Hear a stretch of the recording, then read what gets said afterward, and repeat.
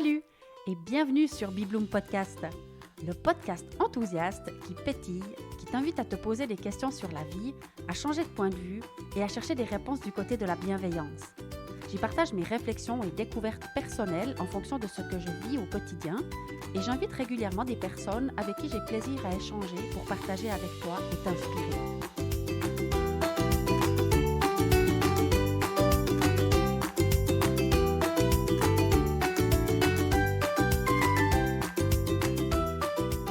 Dans cet épisode, je suis installée au soleil devant la maison de la famille où je passe ma dernière journée avant de revenir en Suisse pour quelques jours. Je partage avec toi les 2 semaines assez incroyables que j'ai passées seule ici après le retour de Léonie. Je te retrouve après le jingle. À tout de suite!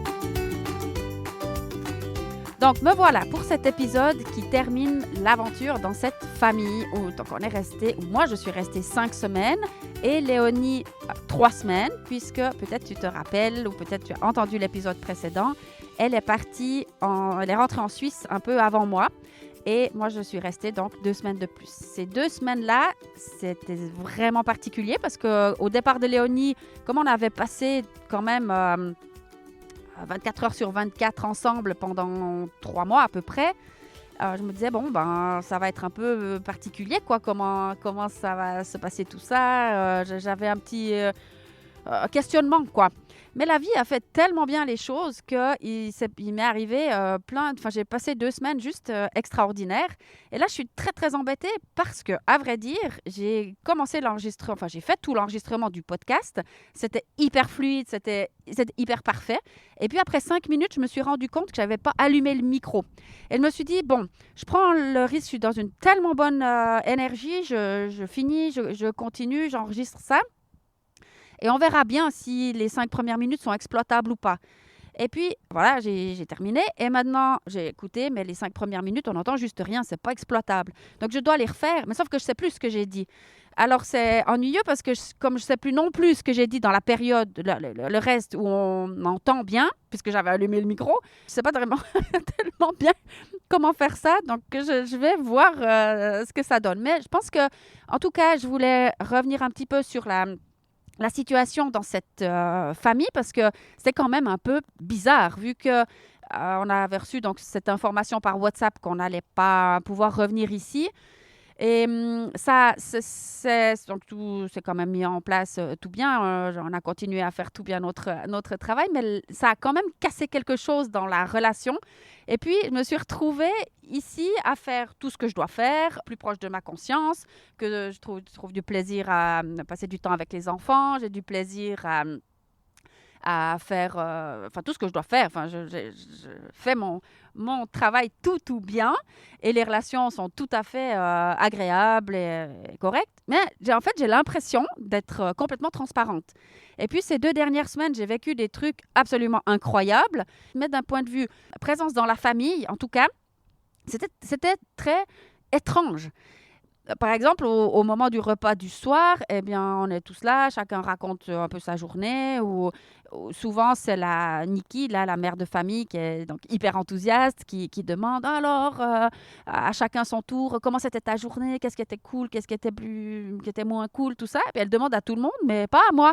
Ce qui me va très bien parce que j'ai pas forcément envie de dire quoi que ce soit. Mais c'est une situation qui est vraiment bizarre pour moi parce que je suis comme transparente. C'est comme si j'étais pas là, en fait. Mais c'est moi qui me mets là-dedans parce que finalement, je vis des trucs tellement incroyables, mais je sens que c'est pas dans cet endroit que je peux les partager ou que je peux dire. Alors, des fois, je me retrouve à avoir des conversations avec des personnes, soit en Suisse, soit ici en Irlande, des conversations téléphoniques ou des messages vocaux où je suis là, oh, tu vois ce qui m'est arrivé, puis je raconte, et puis c'est juste trop super et tout.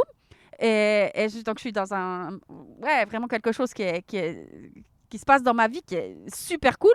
Et puis, quand toute la famille est là, autour, ben, il se passe rien, en fait. Enfin, il n'y a pas... il n'y a pas de lien, il n'y a pas d'échange, il n'y a pas de... Eux, ils savent rien de ce que je vis, de ce qui bouillonne à l'intérieur de moi. Ils savent rien de tout ça. C'est très particulier. Et puis, ce que j'avais envie de partager un petit peu dans les observations que j'ai pu faire, en fait, en vivant dans une famille irlandaise comme ça, je vais par exemple partager sur les horaires d'école. Donc, les enfants, les plus petits jusqu'à 12 ans, ils partent à l'école, ils commencent l'école à 9h moins quart le matin. Et, enfin, les plus petits, je pense jusqu'à ceux qui ont jusqu'à 8 ans, ils finissent à 1h20 et les plus grands à 2h20. Donc, ils partent avec leur sac d'école et leur lunch dans une boîte. Le lunch est préparé la veille, des petits sandwichs, toujours quelque chose de sain parce qu'ils n'ont pas le droit d'amener ni des chocolats ni des choses sucrées pour leur lunch. Donc, quand ils reviennent à 1h20 ou à 2h20, ils ont mangé et leur journée est terminée. Donc, ils ont beaucoup de temps à disposition, d'une part pour faire les devoirs, d'autre part pour les activités extrascolaires et pour jouer, ce qui est vraiment des horaires particulièrement agréables. Et il y a autant de papas que de mamans qui sont là à la sortie de l'école à des horaires quand même pas trop pratiques. Et je trouve ça vraiment super. Ou ça fait partie de mes étonnements. Après, les parents, ben voilà, ils travaillent à plein temps et puis ils sont très occupés, c'est tout ça. Mais n'empêche que travailler à plein temps, très souvent, le papa, il amène les enfants à l'école le matin avant d'aller au travail. Donc, il n'est pas au travail avant 9h, 9h15. Et puis, il revient à 5h. Et puis, pour lui, il a une longue journée stressante et tout ça. Et la maman qui travaille aussi à plein temps, elle travaille sur 4 jours. Alors, elle part à 6h le matin. Elle part tôt pour faire son plein temps, mais sur 4 jours par semaine. Et à 4h30, 5h, elle est de retour aussi. Alors, je trouve que c'est des horaires qui, par rapport à ce qu'on vit un petit peu en Suisse, qui sont quand même plutôt pas mal. Et puis, dans les choses qui sont aussi pour moi, que j'apprécie et que je trouve chouette, c'est qu'ils savent commencer les fêtes assez tôt dans la journée. Enfin, ils peuvent se mettre en mode party vraiment tôt dans la journée. Puis, ils commencent, je sais pas, il y avait 2 ou 3 fois des fêtes d'anniversaire en pleine semaine. Mais ils commencent à 5h, puis ils reviennent à 9h, puis ils ont fait une fête super. Aussi, j'étais l'autre fois dans un restaurant à Dublin, à 4h30 de l'après-midi. C'était bondé de chez bondé. Les gens, ils mangeaient le repas du soir. Ils étaient en mode festif. Il y avait de la musique, et puis ils étaient tous habillés vraiment fête de Noël, quoi, ou fête d'entreprise. Enfin, je sais pas, c'était un assez grand restaurant. Et puis, je trouve que c'est vraiment cool comme horaire parce que les horaires de vie, disons, je les trouve vraiment chouettes parce qu'ils savent s'amuser sans forcément attendre ou commencer à 8h le soir et finir très, très tard. Je trouve que c'est assez confortable et ça me fait penser que là où j'ai vécu aussi pendant 3 mois en Espagne, quand j'avais 20 ans, j'ai beaucoup plus souffert des horaires de vie en Espagne où il n'y a rien qui se passait avant 10h, 11h le soir. Même pour manger, c'était parfois difficile de trouver un restaurant où manger avant 9h du soir. Et les repas de midi, avant 3h, on ne trouvait pas d'endroit pour manger le repas de midi. Alors, je suis beaucoup plus confortable avec ces horaires-là où on soupe, comme on dit chez nous, à 5 ou 6 heures. Et puis, enfin, voilà, les horaires journaliers me conviennent beaucoup mieux ici. Et du coup, c'est assez drôle d'être dans cette maison avec une jeune fille espagnole qui, elle, trouve qu'on mange quand même un peu trop tôt. Elle préférerait avoir les horaires plus hispaniques. Donc, c'est assez drôle, cette situation-là. Donc, voilà un petit peu pour la situation de la famille où je suis maintenant pour le dernier jour. Mais ces 2 dernières semaines, du coup, moi, je les ai trouvées assez incroyables parce que c'est tout, bien sûr, la vie qui organise ça. Mais le lendemain du départ de Léonie, qui était donc un week-end, samedi, où je ne travaille pas et puis où j'aurais pu un petit peu me demander qu'est-ce que je vais faire aujourd'hui, eh bien, j'avais ce fameux concert. Peut-être vous vous rappelez aussi que quand j'étais dans le manoir, j'ai rencontré Maria Doyle Kennedy, qui était une cliente. Et puis, en discutant avec elle, elle m'a dit qu'elle était chanteuse, qu'elle s'était produite très souvent en Suisse et qu'elle allait se produire le 3 décembre à Greystones, qui est à 10 minutes d'où je suis. Et donc, je suis allée à ce concert avec Emma, la propriétaire du manoir, que j'ai vu déjà en début d'après-midi le samedi. On a été faire une belle balade dans la région. Après, on a mangé ensemble. On est allé à ce concert. C'était une journée extraordinaire. Pour moi, c'était aussi génial parce que du coup, Emma, elle est devenue, on va dire, une amie après qu'on soit parti du manoir et qu'on soit plus dans le rapport un peu de travail. Et une petite anecdote aussi a fait qu'on a pu vraiment se rapprocher, c'est elle a eu un accident le dernier jour de notre séjour chez elle. Elle s'est coupée assez vilainement. Et puis, j'ai proposé de lui faire des soins avec le pendule qui ont été vraiment efficaces, ou en tout cas, selon elle, c'était clair et net l'efficacité de ce soin. Et elle était venue chez nous dans notre petit cottage là à côté du manoir pour ça. Et je pense que c'est un événement qui a contribué en fait à notre rapprochement.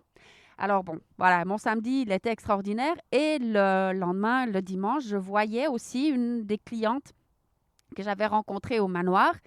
Et là, j'aurais dû normalement en rencontrer deux, mais une était finalement absente. Alors, j'ai passé la journée avec quand même Caroline. Et on a visité aussi une chouette ville de la région, Dún Laoghaire. Et on a passé surtout une journée magnifique, complètement connectée. Enfin, on était 100% sur la même longueur d'onde, comme si on se connaissait depuis toujours. Enfin, voilà, toutes ces rencontres que j'adore faire et qui sont des évidences. Quand je les ai rencontrées, ces deux clientes au manoir, c'était certain qu'on avait vraiment des points communs et qu'on pourrait passer une journée entière ensemble sans se demander de quoi on allait parler. C'est très clair. Donc ça, c'était pour le premier week-end où j'étais seule ici. Après, bon, j'ai travaillé la semaine. Et le vendredi suivant, j'ai eu une super conversation avec Valérie, ma sœur. Bon, on ne s'est pas téléphoné souvent du tout depuis que je suis là. On fait beaucoup de messages vocaux comme ça, mais des conversations téléphoniques, on en a peu fait. Et celle-là, elle a duré longtemps. Elle était vraiment super. On a fait le point sur beaucoup de sujets. Et je ne sais pas pourquoi, durant cette conversation, tout d'un coup, je me disais, bon, qu'est-ce que je vais faire aujourd'hui? Je travaillais que le matin. Qu'est-ce que je vais faire aujourd'hui? Et tout d'un coup, ça m'est venu les câlins. Il faisait grand beau. Enfin, on a eu des journées extraordinaires. Il faisait grand beau. Je me suis dit, ah, mais trop, trop génial. Comme Léonie, elle n'est pas trop motivée, pas très intéressée par ces câlins. Et moi, je me disais, bon, je pourrais peut-être les faire avec Valérie, mon amie Valérie, quand elle est venue à Dublin. Et puis, elle aurait été motivée, mais on n'a pas trouvé le temps. Après, je pensais les faire avec ses deux clientes, mais ça ne s'est pas placé non plus. Puis, je me suis dit, mais pourquoi j'y vais pas toute seule, quoi? C'était tout d'un coup une évidence. Alors, j'ai préparé mon sac avec mon petit panneau que j'avais fait traduire en anglais. Merci Delphine Colli qui avait fait ce travail de graphisme qui m'a trouvé une solution pour faire un panneau qui tient sur un petit pied là. Donc ça, c'est vraiment génial. Donc j'ai pris mon panneau, mon gilet. J'ai pris 2 gilets avec moi au cas où quelqu'un aurait voulu faire. Et je me suis embarquée pour Dublin. Et là, je ne savais pas du tout où aller. Donc j'ai cherché. Il fallait que je trouve un endroit pour poser mon panneau dessus. Et voilà, je me suis mise. Alors c'était quand même une sortie de zone de confort, mais un tel plaisir. Parce que ces câlins, bon, tu m'as entendu parler de ça souvent dans les podcasts depuis le début de l'année. Mais voilà, depuis 3 mois que je suis là, c'était un peu en berne, quoi. Et j'ai adoré, j'ai adoré. Et à un moment donné, il y a 2 dames qui sont venues, absolument charmantes. Elles m'ont dit, oh, mais c'est trop cool et tout. Est-ce qu'on peut se revoir? On aurait plaisir à boire un verre avec toi. Ou, ah ben, moi, je vais rester là, je pense jusqu'à vers 4 heures. Vous pouvez venir me rechercher. Puis oui, pourquoi pas, on va boire un verre. Du coup, c'est ce qu'elles ont fait. Elles sont revenues à 4 heures me chercher. Et puis, là, j'étais plus ou moins congelée. Et on est allé non seulement boire un verre, mais on a fini par manger ensemble. C'était une soirée extraordinaire. Et j'ai pris les coordonnées, enfin, on s'est échangé les coordonnées avec une des deux qui s'appelle Angela, qui m'a dit, ah, mais est-ce qu'on pourrait se revoir et tout. Et moi, le lendemain, donc le samedi, pareil, j'avais pas de programme. J'avais un programme ce week-end-là pour le dimanche, mais rien pour le samedi. Et il faisait de nouveau extrêmement beau. Je me suis dit, allez, je repars.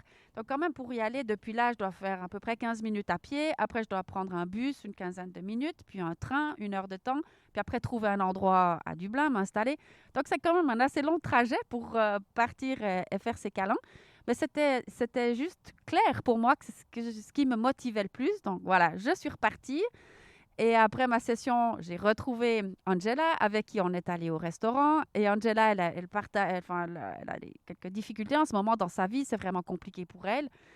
Et elle ne pouvait pas trop aller au restaurant. Mais moi, j'avais envie d'y aller et de partager ce moment avec elle. Donc, je l'ai invitée. Puis, elle n'en revenait pas que que je l'invite au restaurant, alors que pour moi, c'était une évidence parce que d'abord, ça me faisait plaisir de lui faire plaisir et puis c'était cool pour moi aussi de rencontrer quelqu'un et d'avoir des beaux échanges avec elle.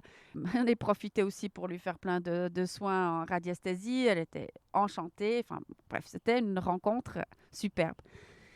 Et puis ensuite, le dimanche, eh bien, j'avais de nouveaux rendez-vous avec Emma pour une journée assez incroyable. Elle allait elle-même à un jour qui s'appelait Soul Space Day. C'est comme un peu une journée avec un couple très inspirant, enfin, qui partage toutes sortes de messages motivationnels, enfin, un petit peu de transformation personnelle, comme ça, des messages que je partage moi aussi à ma manière.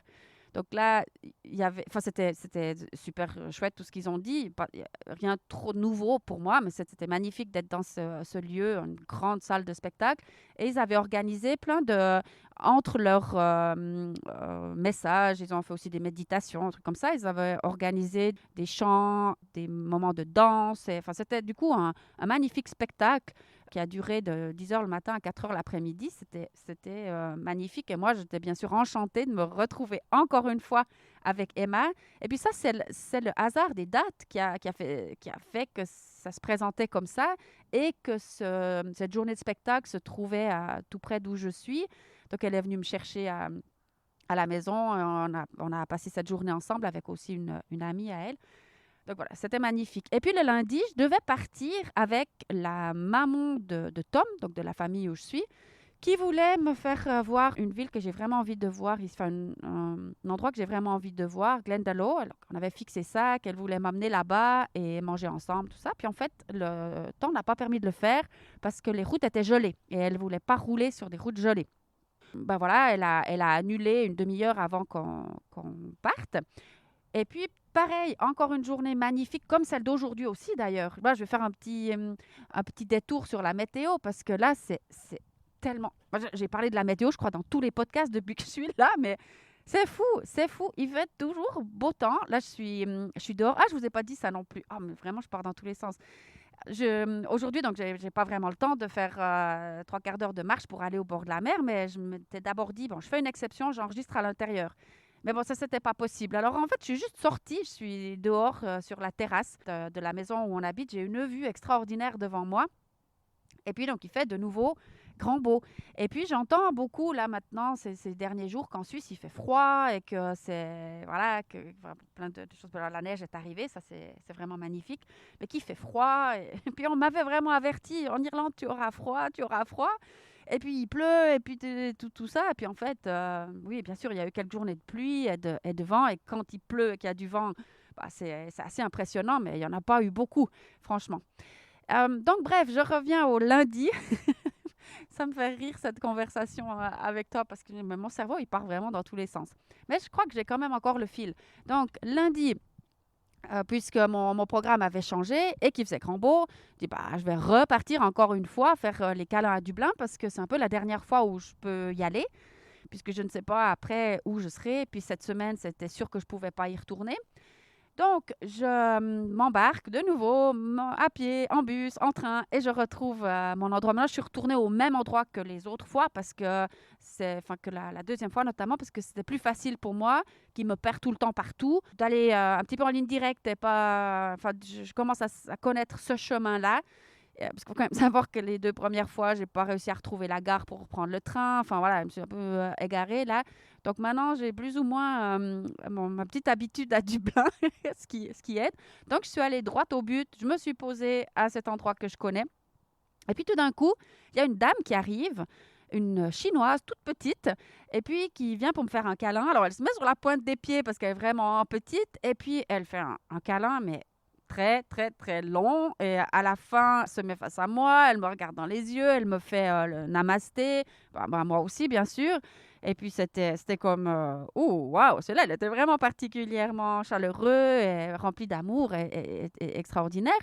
Et puis, voilà, elle part. Et il y avait son mari à côté d'elle qui regardait, mais qui est pas venu. Puis après, bon, ils sont partis. Et 10 minutes après, elle revient vers moi. Et elle me dit très gentiment, est-ce que je pourrais vous prendre en photo? Et puis moi, je dis, oui, bien sûr, pas de problème. D'abord, elle me prend, elle, en photo. Et puis après, je dis, est-ce que vous seriez d'accord de faire une photo toutes les deux? Et puis, elle regarde autour, elle dit: «Ah, mais je sais pas comment faire». Je dis: «Bah, il y a votre mari là». Elle dit: «Non, non, lui, il sait pas faire des photos». Alors elle a attendu, elle dit: «Il faut demander à un jeune». Alors elle a trouvé un ado là dans la dans la rue, puis on lui a toutes les 2 donné notre, téléphone pour qu'il nous prenne en photo. Je trouvais ça tellement drôle. Et puis après, dans 1 ou 2 minutes de conversation, elle me dit qu'elle est journaliste et puis qu'elle organise des événements, donc quelque chose apparemment assez grand spectacle, je ne sais quoi, qui aura lieu le 18 janvier. Donc je ne sais pas exactement ce que c'est et si je pourrais y participer. Mais en tout cas, comme elle mentionne qu'elle est journaliste, ben moi, je lui donne ma carte et puis je lui dis, ben, si vous me publiez une photo, est-ce que vous pourriez me taguer? Comme ça, je peux aussi partager. Enfin, voilà. Et puis, et c'est tout. On n'a pas parlé du tout.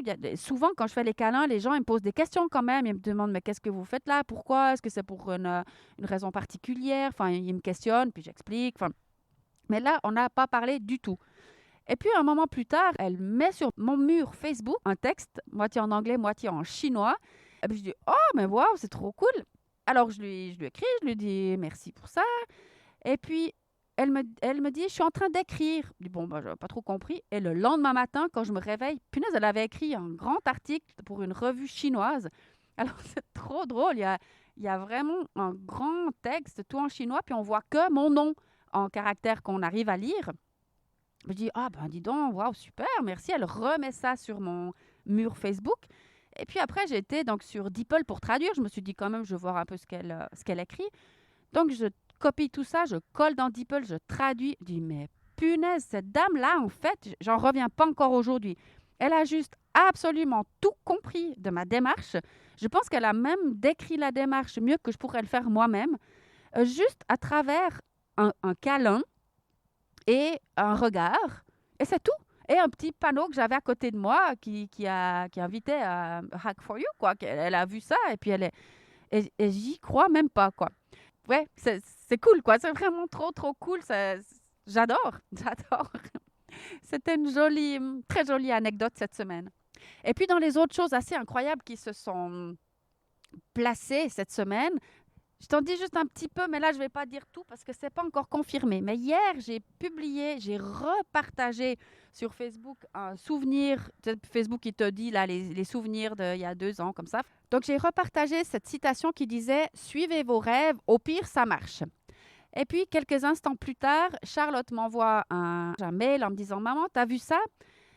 Et comment je fais? J'ai envie de garder un peu le suspense quand même. Mais enfin, c'était l'annonce de la venue à Genève de quelqu'un qui m'inspire énormément, énormément, et quelqu'un avec qui je rêve d'enregistrer un podcast depuis longtemps. Je l'ai déjà demandé il y a 2 ans et demi en arrière et ça ne s'est pas fait. Et là, je me suis dit, ah ben, je vais lui écrire un mail puisqu'il revient à Genève, je vais lui écrire et je vais lui demander. Et visiblement, enfin, il m'a répondu en tout cas dans la journée, ou son assistante m'a répondu dans la journée qu'elle avait bien reçu mon mail et qu'il serait disponible pour un podcast. Et j'étais là, oh, mais waouh! Donc, si ça peut se faire, moi, je serais tellement, tellement contente. Parce que comme j'ai dit plusieurs fois aussi, depuis le mois de mai, là, moi, j'ai vraiment arrêté d'écouter qui que ce soit. Tout ça, j'ai eu ce grand, grand stop là. Je ne sais pas si tu te rappelles, mais c'était clair et net que maintenant, c'est stop pour tout. Donc, j'ai très, très peu d'informations qui m'arrivent et j'ai vraiment plus envie d'écouter rien du tout. Donc, je ne sais pas, c'est pas revenu. J'ai fait 1 ou 2 tentatives. Je me suis dit, ah, mais je pourrais peut-être écouter ci ou écouter ça. Mais non, ça marche pas. Ça bloque. Je peux pas. Je peux plus. Ça, je sais pas pourquoi. Peut-être que ça reviendra, mais sauf que ce gars-là, bon, je l'ai pas écouté non plus parce qu'il publie pas beaucoup de choses, mais si je peux avoir un épisode de podcast avec lui, alors là, franchement. Donc ça, c'était hier. Donc ça fait une quinzaine de feux d'artifice, vraiment quasi tous les jours. Et ça fait waouh, quoi. Ça fait vraiment un grand, grand waouh. Alors, je pense que maintenant, il est temps d'aller finir de préparer mes bagages. Peut-être j'arrive à commencer le montage de cet épisode pour pouvoir l'envoyer très, très vite. Mais je ne sais pas. On va voir comment ça se présente cette fin de journée. Ah oui, encore une petite chose que je voulais partager. C'est une des traditions ici. Ça, j'aurais dû le dire au début, mais ça m'est sorti de la tête. Quand je parlais un peu de la famille et de la vie en Irlande et de tout ça. Une des traditions qu'ils ont ici pour la période de l'Avent, c'est les petites aventures d'un petit lutin qui s'appelle Elf on the Shelf. Et ce petit lutin, en fait, chaque jour, il est placé à quelque part dans la maison, il se cache à quelque part. Les enfants doivent trouver où il est, et puis il leur rappelle tout le temps d'être to be good, d'être des bons petits enfants, parce qu'il les observe jusqu'à Noël. Et alors, c'est un peu la fête chaque jour de le trouver. Puis parfois, il fait des farces, Elf on the Shelf. Et hier, il avait vidé une boîte de cornflakes sur le bar de la cuisine. Et puis, il avait écrit en cornflakes « Be good ». Et il avait comme poignardé avec un ciseau la boîte de cornflakes en plein milieu. Là, il a planté des ciseaux en plein milieu de la boîte de cornflakes. C'était assez rigolo. Et puis, il était couvert lui-même de cornflakes, assis dans un tas de cornflakes et couvert de cornflakes. Alors, je vais mettre aussi dans l'article de blog, je vais mettre une photo de ça parce que j'ai trouvé que c'était assez rigolo. Parfois, il fait des choses moins spectaculaires. Il n'est pas tous les jours à être aussi créatif, mais c'est un plaisir de voir ces enfants qui cherchent tous les matins qui c'est qui va le trouver en premier et puis où il se cache. Et puis, des fois, il est dans un tiroir. Il n'est pas toujours sur une étagère, mais c'est assez drôle. Voilà, donc cette fois, je te laisse. Je t'envoie plein de câlins, de bisous et d'amour, bien sûr. Et à bientôt. Ciao!